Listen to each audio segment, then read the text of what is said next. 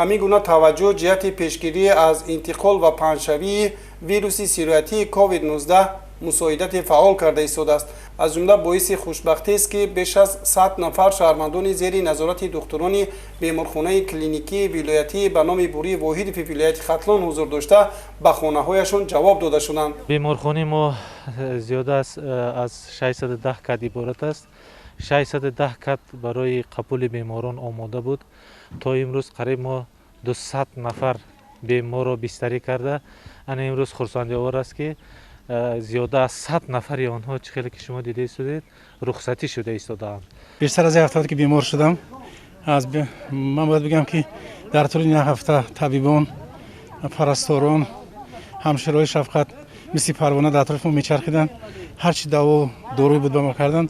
من امروز بهتر شدیم، خوب شدیم، صحت شدیم، برآمدیم. تشکر زیاد میگم و من میگم که در این روز باید مردم واقعا فاصله بگیرن، در خانه بنشینن، در اطراف پیشوای ملت باید جمع بشیم. ما در 28 سال استقلالت مشکلات زیادی را پس سر کردیم و مطمئنم که این مشکل هم پس سر میشود.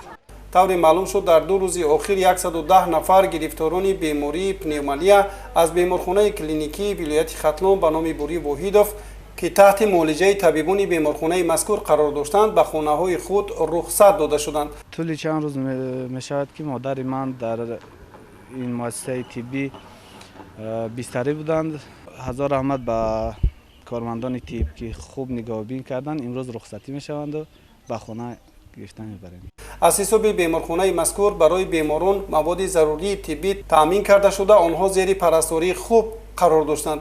اکنون باز تا 10 روز دیگر در خانه های خود زیر نظارت طبیبانی اولیوی میمانند. در کوچه های شهر باختر مشاهده می شود که کشاندن بیماران توسط اتوماشین های یاری تجلی بیمارخانه ولایتی به نام بوری واحدوف خیلی کم گردیده است.